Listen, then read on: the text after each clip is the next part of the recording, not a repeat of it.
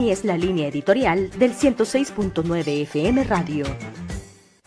La entrevista, el punto de vista de los profesionales en temas de interés nacional e internacional.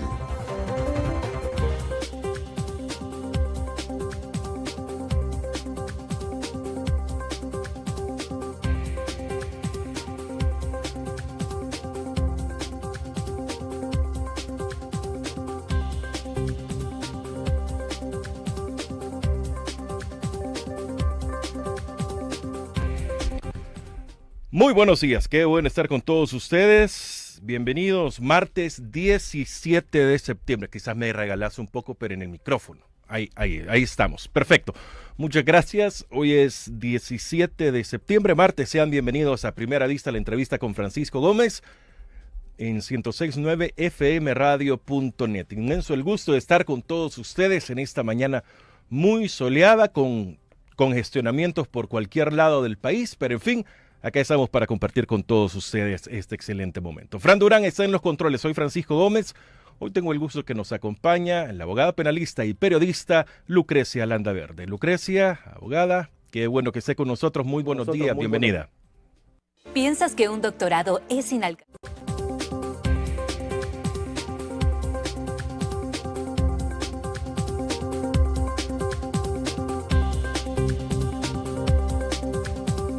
Días, Francisco, muchísimas gracias por invitarme. Como siempre, es un placerazo estar compartiendo con usted algunas ideas y con sus radioescuchas. Bueno, muchas gracias. Fíjese que, no sé, pero me llama poderosamente la atención de que a pesar de Alejandro Mason siempre fue una persona muy controversial, su captura lo tuvo en todos los medios, su muerte mucho más, la forma, pero hoy por hoy sigue siendo de las personas más comentadas en el país, Lucrecia, por todo lo que se ha venido desempolvando, en todo lo que se está desempolvando, en la mayoría de cosas, quisiera decir, está involucrado Alejandro Mason por el conocimiento que tenía de información, por el puesto, me imagino, y sus aficiones que él manejaba, conocía mucho la interioridad de el Partido Nuevas Ideas del gobierno central. ¿Qué tanto conocía usted que, no sé al final si era amiga de Alejandro Mason, pero sí llevó el caso de Alejandro? No nos escucha, nos dice Frank. Hoy sí nos escucha. Hoy sí nos escucha. Perfectamente. Bueno, perfecto. Lucrecia, le decía de que Alejandro Mason fue una persona muy controversial. Hasta la fecha continúa haciéndolo a pesar de su horrorosa muerte, de cómo lo han asesinado, porque esa es la palabra. Pero acá vengo. Hasta ahora él sigue siendo muy comentado por una sencilla razón. Salen en la mayoría de casos que se desempolva, se desenmaraña los casos de corrupción, ya sea del gobierno, de funcionarios, del Estado, en fin.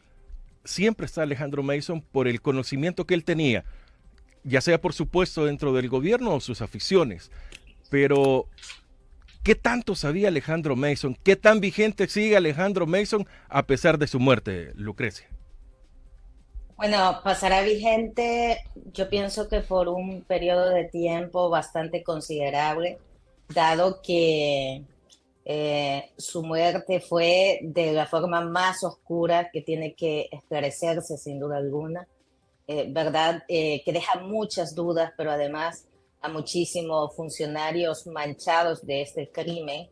Y pues de alguna manera, fíjese usted, el gobierno se verá en una meta de, ya sea de presentarnos ante la justicia a todos los coautores de este crimen y a los cómplices, o incluso hasta de tapar pues, y de proteger a estos autores y cómplices. Ya veremos cómo se va desarrollando todo el proceso, porque el bullicio apenas empieza.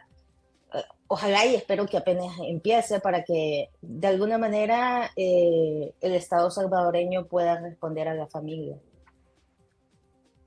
Lucrecia, amén a que sea Alejandro Mason, estamos conociendo cada día más y más y más actos donde en las conversaciones, en las pláticas telefónicas o por redes que se hacen, estamos conociendo actos de corrupción donde, bueno, hay muchas cosas que ya las habíamos dicho, usted, otras personas, que estaba sucediendo en el país, pero nunca fue creíble. ¿Qué tanto más se estará conociendo de los actos de corrupción que hay en el quinquenio pasado y en este que está comenzando, Lucrecia?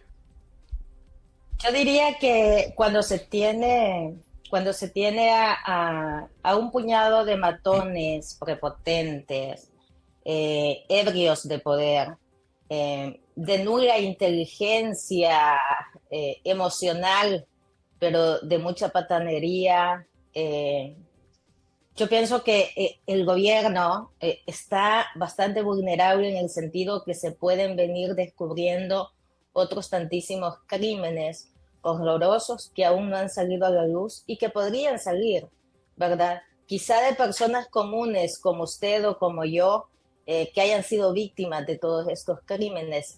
Recordemos que estamos en un permanente estado de excepción y que la gente más pobre, los más vulnerables, no son visibles, pero que con tantísimos testimonios, con tantísimos hechos que estamos intentando que se conozcan a nivel internacional, pues puede que tengamos unos hechos que solo se puedan asemejar a esas series o películas de terror, ¿verdad? Evidentemente vamos a descubrir muchísimas cosas horrorosas, sin duda alguna, porque esto es lo que a ellos mismos se les ha salido de sus propias manos, sin que la mal llamada oposición, y digo yo mal llamada oposición porque yo soy del concepto que no existe una oposición potente, viva, que podamos decir, este grupo de gente tiene el poder para ocasionar un golpe fuerte al Estado y a su estabilidad, sino que son ellos mismos internamente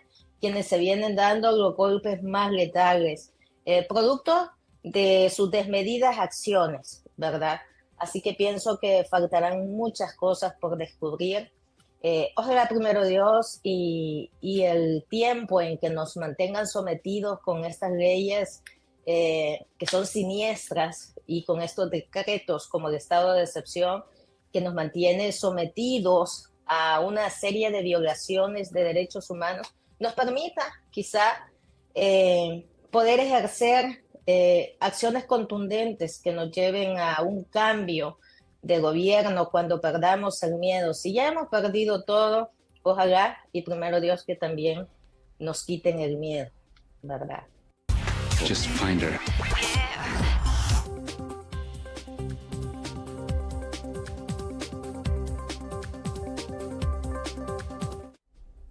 ¿Qué tan, a pesar de que hay reserva de información en cualquier cosa, como usted menciona, se les escapa de las manos lo que alcanzamos a conocer por algunas investigaciones periodísticas o simplemente porque, como usted dice, se les salió de las manos completamente? ¿Es que está rebalsando la corrupción o es simplemente descuido? No, es que están sobrados de delincuentes, sin duda alguna, que han llegado a saquear el Estado sin importar si matan a muchísimos que son parte del mismo gobierno. Y si son capaces de matarse entre ellos, ¿qué otras tantas barbaries no podrán hacer con la población? La verdad es que lamentablemente estamos llenos de delincuentes que además ejercen una función hasta de autoridades. Hay delincuentes administrando justicia o intentando hacer justicia, ¿verdad? Hay delincuentes dictando decretos o aprobando decretos con los que someten a la población. Y lo más sorprendente es que hay una cantidad gigantesca de inocentes encarcelados mientras que los delincuentes son quienes nos persiguen. Entonces hay una situación que se desborda de lo que se puede considerar, digamos, que pasa en todos los gobiernos. Aquí esto es un cinismo total, es una cosa demasiado evidente, que se le sale de las manos porque evidentemente están tan plagados de corruptos que no pueden tapar todo lo que están haciendo.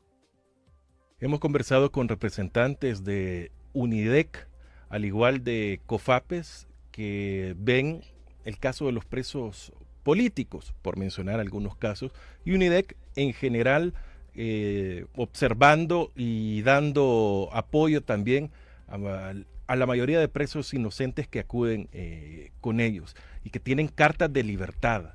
¿Qué tanto poder tiene la Dirección General de Centros Penales para no acatar el mandato del juez en que tienen carta de libertad o que pueden ir a casa a seguir el proceso en arresto domiciliar? ¿Qué tanto poder le da la Constitución a la Dirección General de Centros Penales? No es que tenga un poder que podamos nosotros reconocer como poder superior ante las autoridades competentes, ante el Poder Judicial. Más bien lo que tenemos es una perversión del sistema, donde el carcelero toma las decisiones si deja o no salir a una persona, a pesar que un juez competente, que sería autoridad sobre el carcelero, pues decide no acatar esas órdenes judiciales. Digamos que la desobediencia a ese mandato también constituye, fíjese usted, un delito o varios delitos, porque ahí pudiéramos estar hablando, además de que no está ejecutando una orden judicial, pues también está reteniendo de manera ilegal a una persona privada de libertad, le está privando de libertad de forma ilegal. No tiene la competencia, pero se ha vuelto el sistema judicial una cosa verdaderamente vergonzosa, asquerosa, le voy a decir yo desde la perspectiva de ser abogada, y que precisamente yo tengo casos con órdenes judiciales de libertad y algunas no se han ejecutado, ¿verdad? Entonces, al final, el director de centros penales decide si obedece o no la orden de un juez competente. En un sistema de justicia medianamente equilibrado, el director de centros penales ya estuviera preso. Bueno, ¿y en qué sistema de justicia estamos entonces?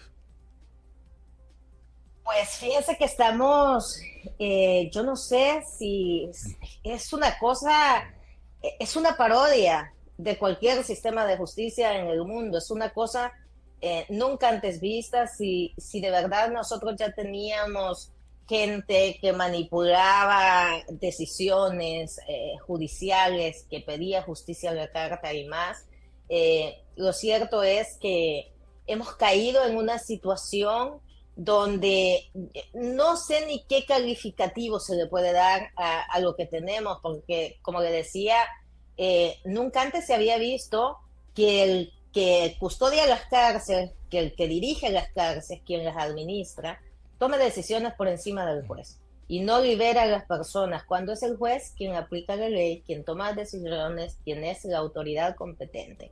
Y aquí ni la Corte Suprema de Justicia ni la Procuraduría General de la República tengan ninguna incidencia, pero más allá de la Procuraduría, que ejerce la procuración para los menos favorables, o para los menos favorecidos, la gente invisible para el sistema, la gente que no puede pagar abogados.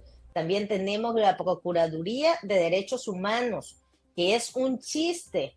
Fíjese usted, el delegado de Derechos Humanos, el que debería de estar velando por todos estos derechos humanos, en complicidad con el sistema, con toda la barbarie que se está produciendo, manifiesta que ni siquiera hay violación a los derechos humanos, ¿verdad? Hay una perversión del sistema que verdaderamente, yo no sé, pero no encuentro yo un nombre que sea digno o que identifique el fenómeno que estamos viviendo. Sinceramente es impresionante.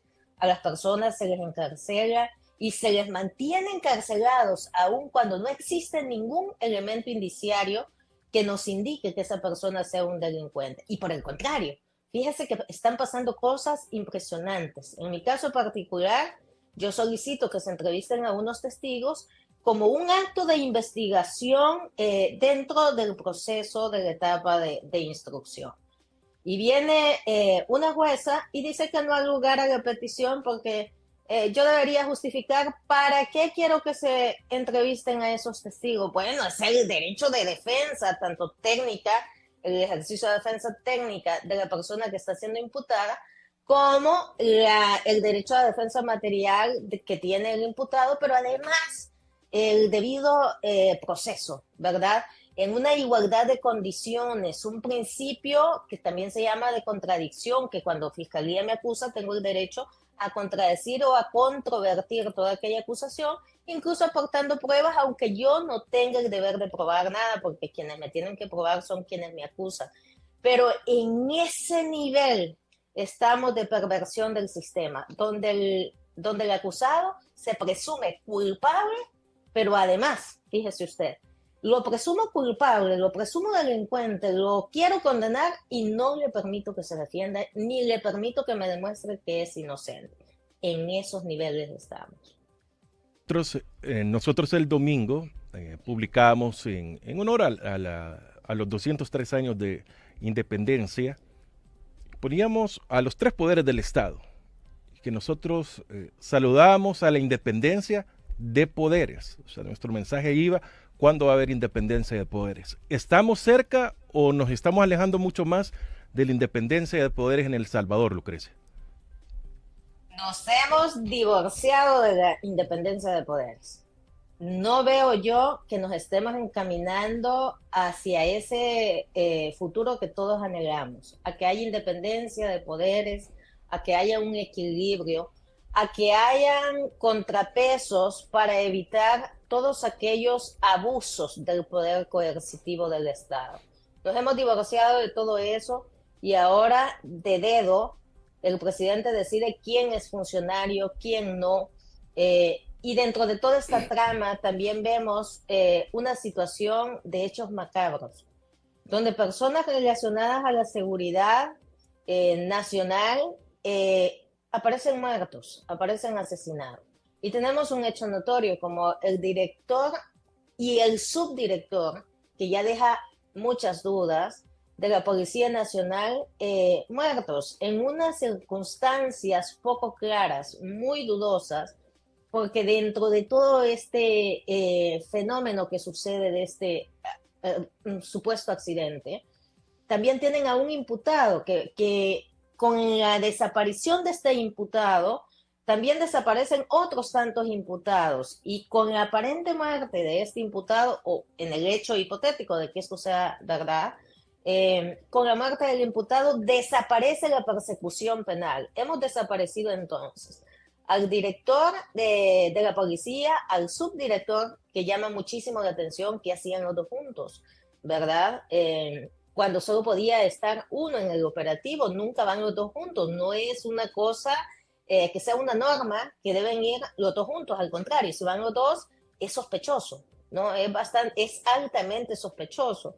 El tema es que con la muerte de esta persona, que es un imputado, también desaparece la acción penal, y los abogados, sin entrar a un mayor análisis técnico-jurídico, dicen sí, pero queda la acción civil.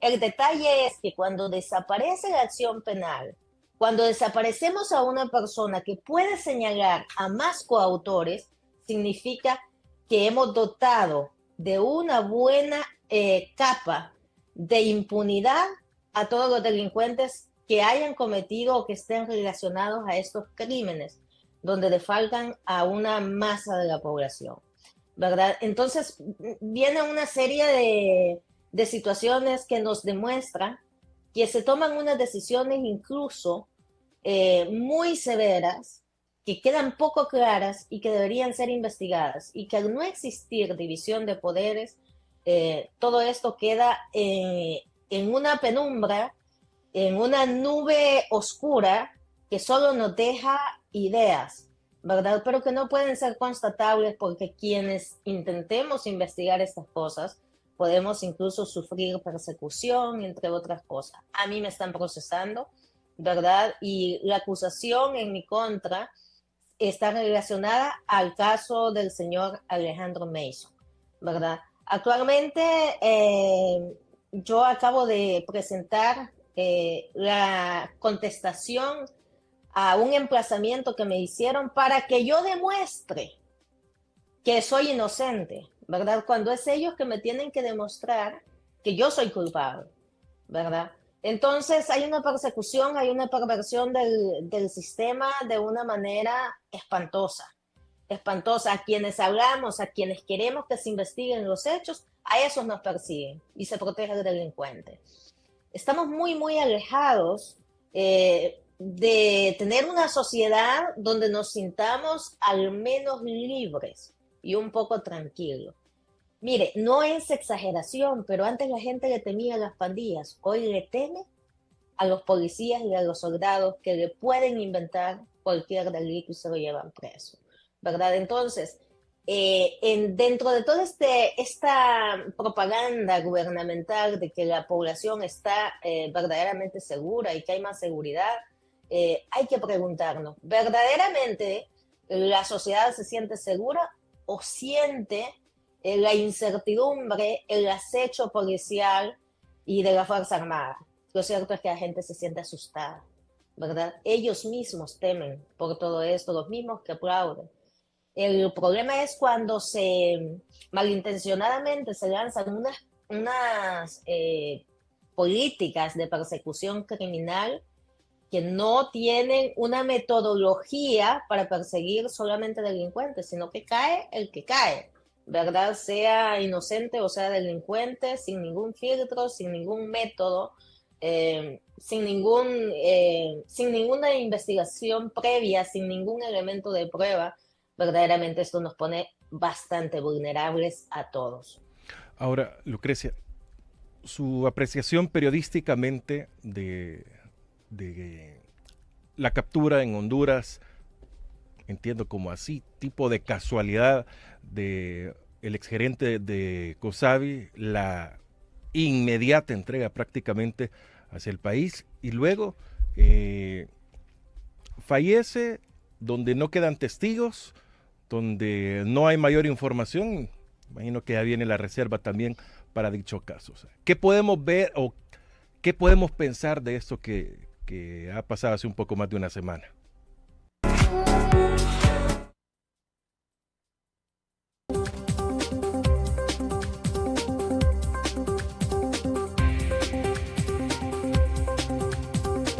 Peor, podemos pensar lo peor. Primero, tenemos un hecho precedente, y el hecho precedente es que la cabeza, digamos, que tiene la misión de la persecución penal, de la promoción de la acción penal, de la investigación y más, engaña a toda la población. Y dice el fiscal general, hemos capturado al imputado tal en Panamá. Después, pasa una noticia, tiempo después, esta supuesta captura sucede en Panamá en julio, y el presidente de la República hasta hace alguna mofa de eso, y la oposición, y quienes decían que no, que se disculpen, una cosa así, o que se retracten, decía. Pasa el bullicio mediático que hacen ellos mismos, ellos generan estas nubes publicitarias para fascinar a los que les aplauden, y pasa esto y nos encontramos con la sorpresa que nuevamente es capturado en Honduras. Cuando venimos y analizamos estos dos hechos y suprimimos intelectualmente, hacemos el ejercicio de suprimir el hecho que fue capturado en Honduras y nos quedamos con la primera captura y analizamos. Y si no lo capturan en Honduras, ¿con qué historia nos habrían salido si ya habían dicho que lo habían capturado? Y yo me pregunto, ¿vale la hipótesis? Porque han salido tantísimos muertos de centros penales. Y si nos hubieran presentado un ataúd diciendo que ahí estaba y que se suicidó dentro de la cárcel. Y así evadía la justicia. Y si esto de publicarnos una mentira, que ya el hecho de que sea mentira y que sea una mentira grave, nos trae implícito el hecho de que las autoridades mismas estaban ayudando a evadir la justicia cuando decían que lo habían capturado, pero no lo habían capturado, estaba libre. Entonces venimos y nos podemos hacer una serie de cuestionamientos desde el ojo de investigadores, de abogados penalistas. Los abogados investigamos también para poder llegar a la verdad de los hechos. Entonces hay unas cosas que no cuadran, que por mucha explicación fantasmagórica que nos den, no cuadran, ¿verdad? Dentro de la normalidad del desarrollo de los eventos. Pero nos vamos al hecho que además lo capturan en Honduras, ¿verdad? Y que para que se los entreguen no existe, cabalmente como usted dice, se lo dan tan de forma ágil y tal, no existe un proceso de extradición, porque por mucho que Honduras esté pegado a nosotros, siempre se necesita hacer un proceso de extradición. No se hace y vamos a suponer de que incluso ellos se lo tenían calladito desde antes, que estaba ahí, que habían pedido la extradición y hasta entonces sacaron la noticia. Incluso cuando les queramos dar el beneficio de la duda, existe otra serie de incongruencias que no encajan dentro de las hipótesis de la investigación criminal, ¿verdad?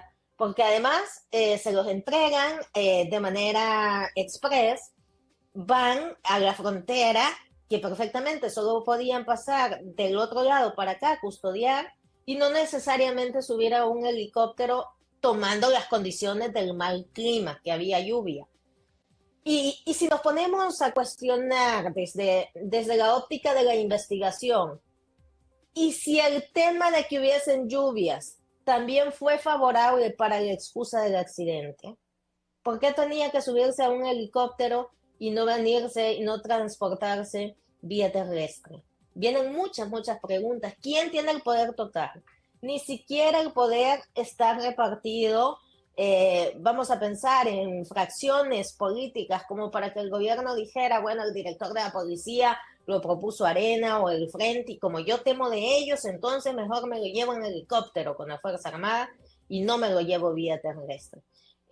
Aún así, cuando le queramos encontrar y buscar alguna explicación, no las hay, no hay nada que cuadra.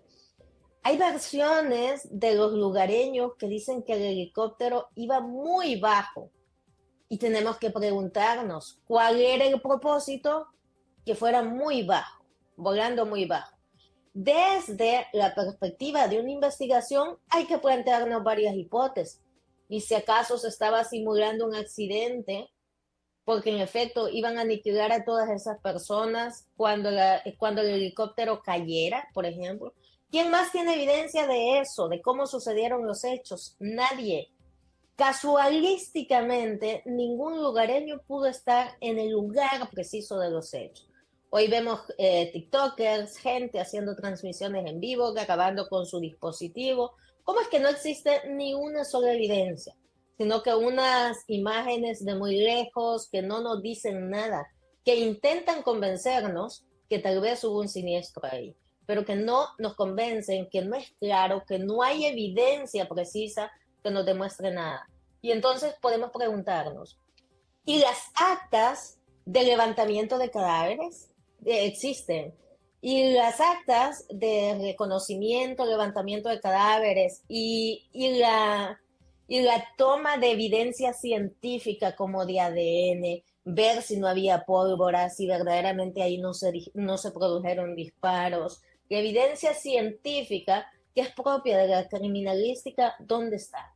Y los cuerpos, ¿por qué no tuvieron autopsias? ¿Y cómo es que se deshicieron tan pronto de los cuerpos, pero cuando contrastamos lo que ha pasado en otros hechos, como el caso del señor Alejandro, le sacan todo de adentro de un día para otro y a estos no?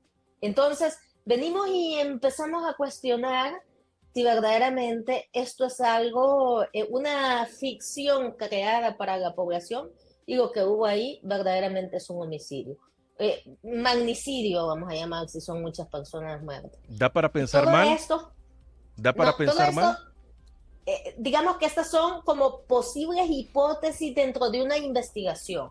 No es que yo esté especulando, tenemos que descartar eso con la evidencia que se recolecta, ¿verdad? Las hipótesis se plantean dentro de la investigación, se van confirmando o se van descartando, ¿verdad? Entonces, ¿qué elementos tenemos? La verdad es que se conoce muy poco. Y cuando hacemos preguntas, lo que se tira es una cortinilla de sensacionalismo, de que estamos de duelo, no pueden hacer preguntas, es irrespeto a los muertos, y se van con esa cantaleta para no dar explicaciones de lo que sucedió. Entonces, es bien complicado asumir de que eso fue un literal accidente. ¿Cuántos millones se discuten de COSABI? Mire, como abogada que me han venido a pedir asesoría, gente que ha tenido algún fondito metido en COSABI, sus ahorritos para Gaviria y no sé qué, me han venido a preguntar qué va a pasar. Y hemos llegado a indagar que COSABI tenía no menos de 230 millones de activos en su poder.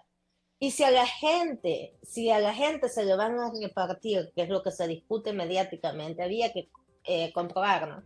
35 millones, ¿a quién le queda todo el dinero restante si desaparecen los imputados, si ya no hay una investigación eficiente que nos lleve a la verdad de los hechos? ¿Qué más hay en todo esto? ¿Verdad? Verdaderamente lo que yo planteo no son especulaciones, se llaman hipótesis que deberían ser descartadas o en todo caso confirmadas con la evidencia, porque todo eso es posible. Hay millones de dólares de por medio y muchos políticos manchados con préstamos que sacaron de esa cooperativa, ¿verdad? Vale todo este planteamiento de preguntas y más. Una pregunta más, aunque parezca ingenua, pero con la muerte del exgerente de COSABI no se acaba el caso. ¿Sabías que una familia gasta 3.500 quetzales a la...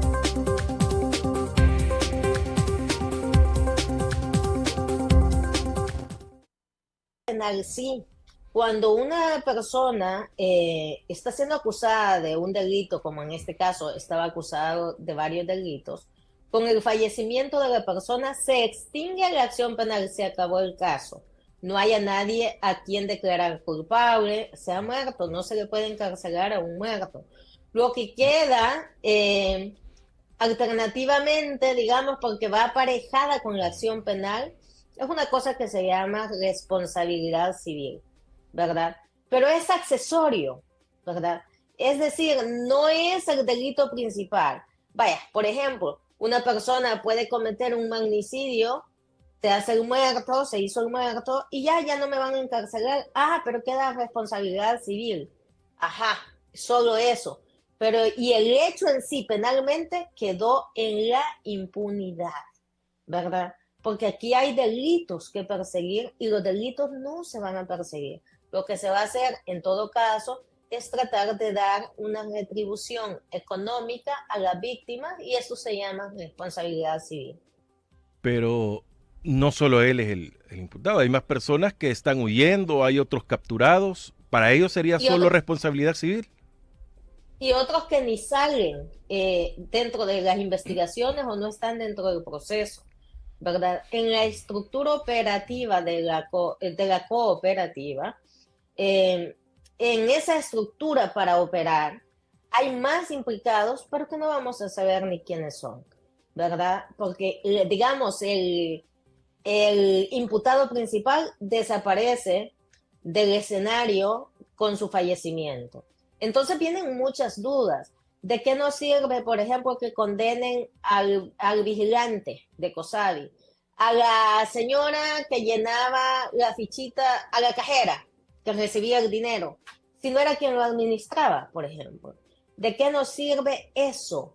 Pero eso puede pasar, ¿verdad? Condenar a personas que nada tienen que ver y a los verdaderos importantes andan disfrutándose el dinero en otros países, ¿verdad? Gozando de impunidad, porque el imputado principal ya no puede hablar, ya no los puede contaminar, ya no se puede investigar, solamente queda la responsabilidad civil, pero además condenar a esas personas que tal vez son insignificantes en la comisión delictiva que se produjo. Puede seguir pareciendo ingenuo, pero no trabajaba el exgerente de COSABI solo. Exactamente, es una estructura empresarial, con una, digamos, con una plataforma de seguridad muy similar a los bancos. Lo que se protegía ahí, lo que se traficaba es el tráfico de la moneda de circulación, son valores, son títulos valores, si quiere, es la moneda, entonces tiene que tener una estructura de seguridad muy potente además. Dentro de toda esa estructura de funcionamiento tenemos gente importantísima. Él, digamos, pudiera ser de los medianamente importantes, puede ser, ¿no? Pero puede que tengamos verdaderos hechores, coautores, que van a gozar de impunidad con el fallecimiento de esta persona. Entonces, todo esto llama la atención, ¿verdad? Cómo sucedió ese evento, más allá de que si están de duelo o no, es que no se puede ir a un banco a producir un asalto y el asaltante se hace el muerto y entonces ya no les pedimos explicaciones a los demás asaltantes o a los familiares porque están de duelo. O sea, no es una excusa, hay que investigar, hay que plantear todas las hipótesis posibles, descartar todas las hipótesis o confirmar las mismas hipótesis. Solo así se llega a la verdad de los hechos. ¿Y los entes contralores del Estado, a dónde están? Como decíamos en su momento, como no hay división de poderes, no hay entes contralores, ¿verdad? El primer ente contralor tendría que ser la superintendencia. ¿En manos de quién está la superintendencia que digamos que debería estar custodiando estos fondos y que se sabe que también la superintendencia había intervenido COSAL? El Ministerio de Hacienda, ¿verdad? ¿Quién tiene bajo su poder estas instituciones? Y la Fiscalía General de la República. Y no ya tenemos que el fiscal nos mintió al inicio, pues. ¿Qué institución que ejerce una contraloría eficiente vamos a tener?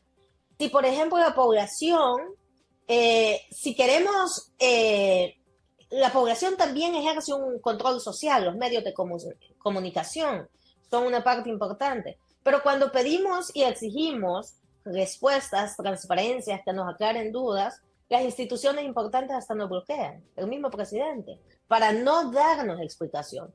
¿Cómo se produce una contraloría social o institucional si las instituciones son de ellos? Si a la población mejor la bloquean. Bueno, a mí me tiene bloqueada el Seguro Social, el Ministerio de Medio Ambiente y un montón de cosas que, chistosísimo, alguien me decía en un comentario, solo falta que la lotería también la bloquee. Y no es extraño pensar que lo hagan, pero me han bloqueado todos. Entonces, sin que yo comente nada, para evitar de que yo me entere que se están manejando las cosas como se están manejando publicitariamente y que no cuestionemos. Pero no solo a mí, sino que a un buen porcentaje de la población le han bloqueado. Entonces bloquean también el control social que la población puede hacer. No hay control institucional, no hay división de poderes y tampoco se puede ejercer un control social.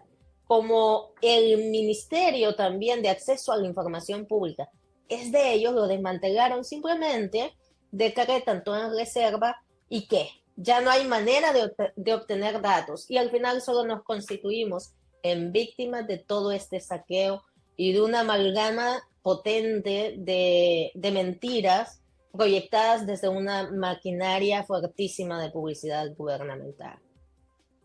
¿Hay lucha de poderes dentro del Estado? No división de poderes, lucha de poderes. ¿Hay en el Estado?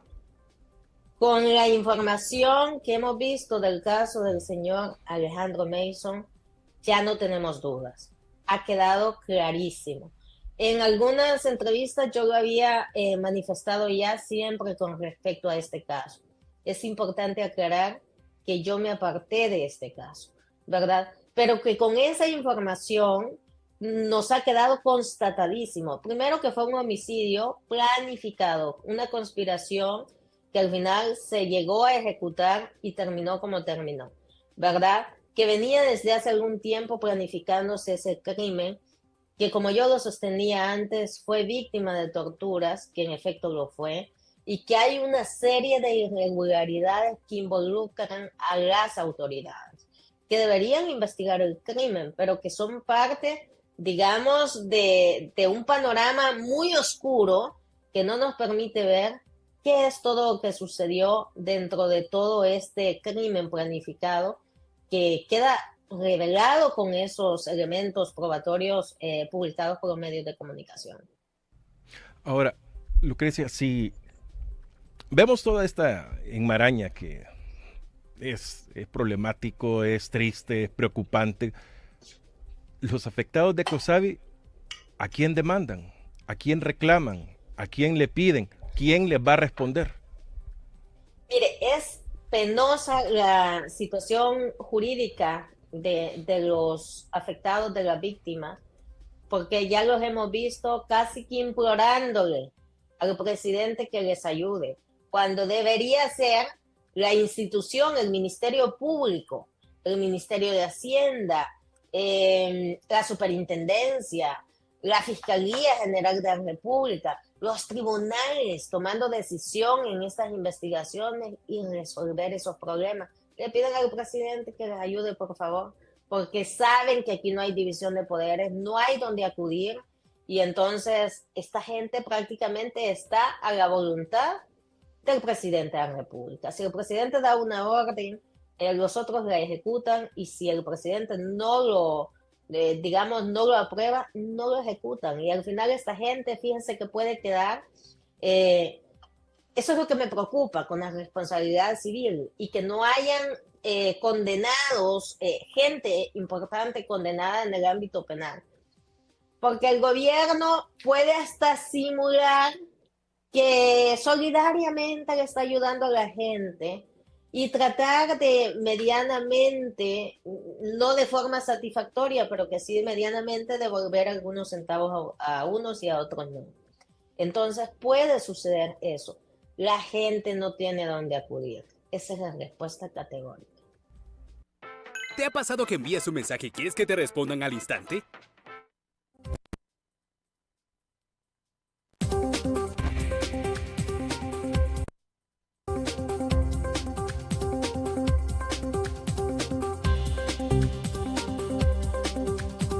Es demasiado preocupante y demasiado oscuro para todo lo que futuras cosas que están pasando. Ojo, porque no es solo COSAVI uno de los casos sonados, sino que está Acomatic, que ellos hablan de 50 millones y a ellos, como dicen, nadie les hace absolutamente caso de todas las cosas que están pasando. Lucrecia, con esto quisiera terminar. 7:51 en todo el territorio salvadoreño. Estamos en 106.9 FM Radio.net. Ahora, con todo lo que estamos viendo en nuestro país, pero hay cosas que llaman poderosamente la atención. La Asamblea Legislativa, que por cierto hoy ha llamado a sesión plenaria, sigue sin nombrar a los magistrados del Tribunal Supremo Electoral y sigue la enmaraña también por la Corte Suprema de Justicia, que qué es lo que va a pasar al interior, que se van a elegir magistrados, quién va a ser, quiénes van a ser, quiénes van a darle continuidad, en fin, todo esto. ¿Por qué en la Asamblea no se ponen de acuerdo? Si no tienen que consensuar absolutamente con nadie, nada, sino que entre ellos. Precisamente no hay nada en lo que tengan que ponerse de acuerdo. Más bien están esperando a que el jefe les diga por quién decidió, a quién vio más leal. Entonces están buscando gente leal, los sirvientes, que van a estar dispuestos a deponer incluso su honor, su prestigio, su dignidad y todo para solo acatar órdenes.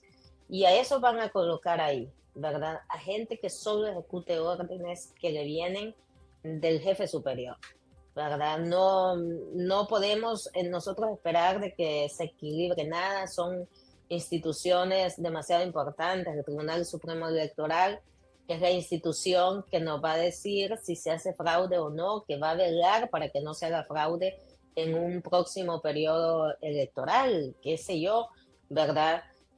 La Corte Suprema de Justicia es la autoridad máxima dentro de la estructura del sistema judicial. Entonces son instituciones importantísimas. Tenemos pendiente que nombren al director y subdirector de la policía, que todo esto digamos, el sistema de justicia no puede funcionar si no hay desde sus bases principales, digamos, funcionarios que sean acordes y propicios para todo esto. Entonces, todo queda en las manos de una sola persona, que ya lo sabemos cómo funciona, ¿verdad? Todo queda en las manos de una sola persona y sea lo que sea que venga, lo único que yo le pido a Dios es que nos dé fuerza, resistencia, para poder, si no nos aniquilan, pues, porque nos pueden hasta...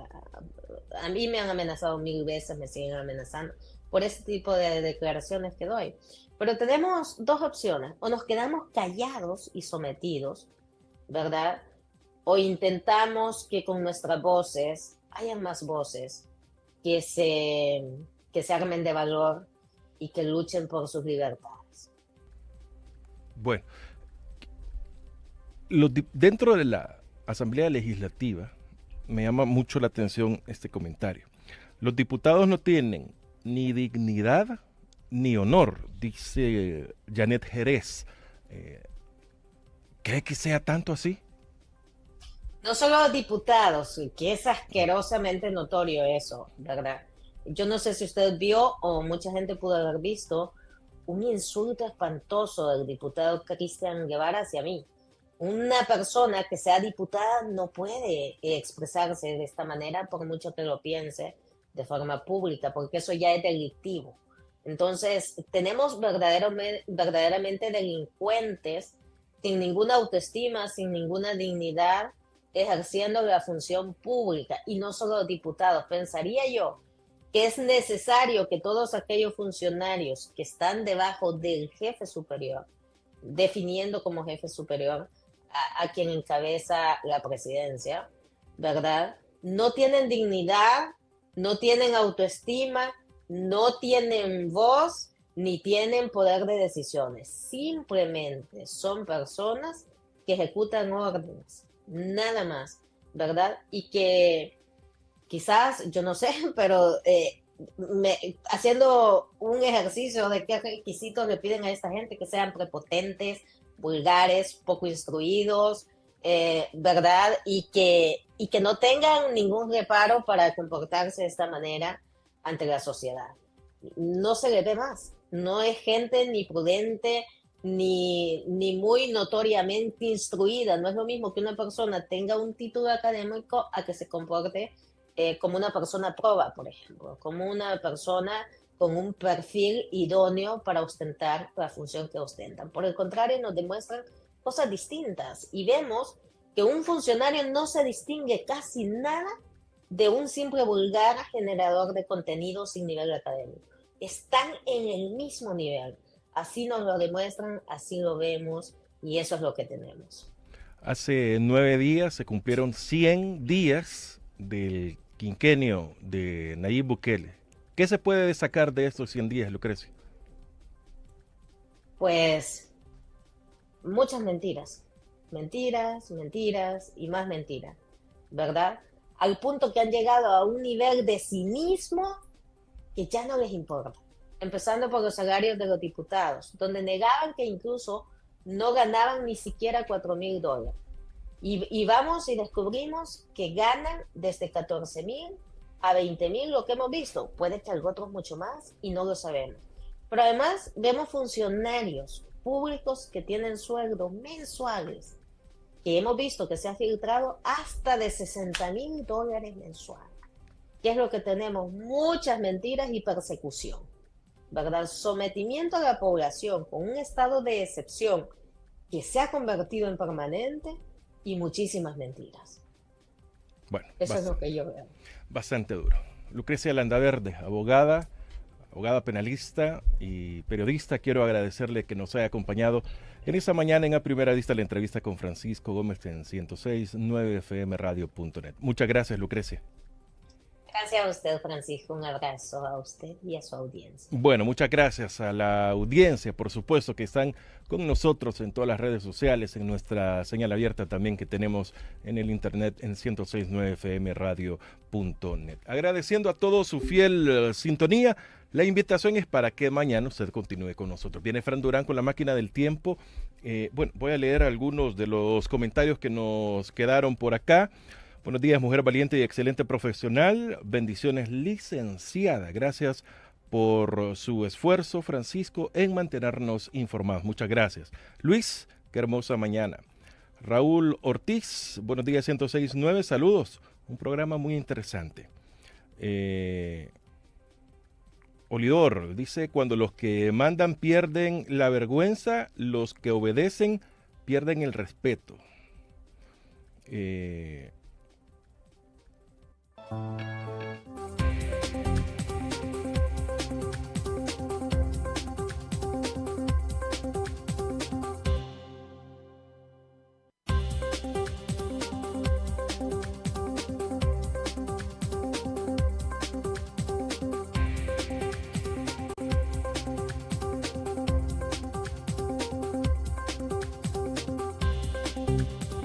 Me encanta escuchar el acento francés de la invitada.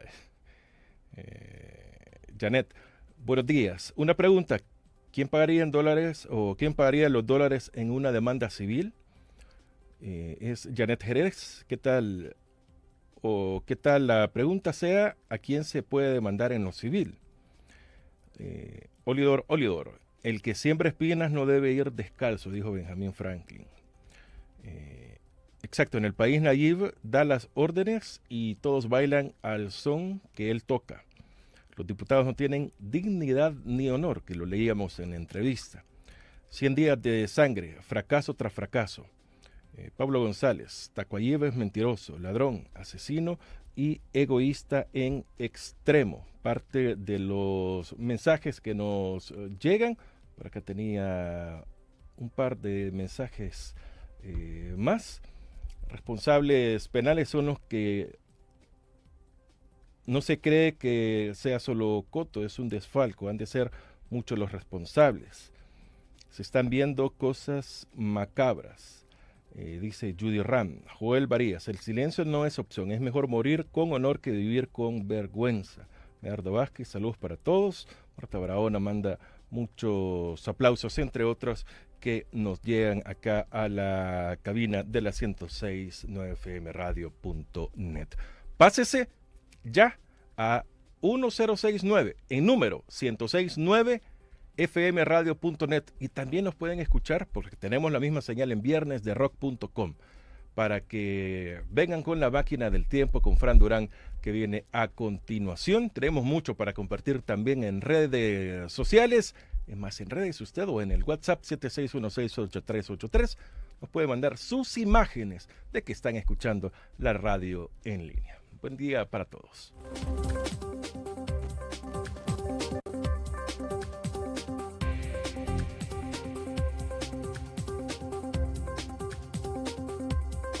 La entrevista, el punto de vista de los profesionales en temas de interés nacional e internacional.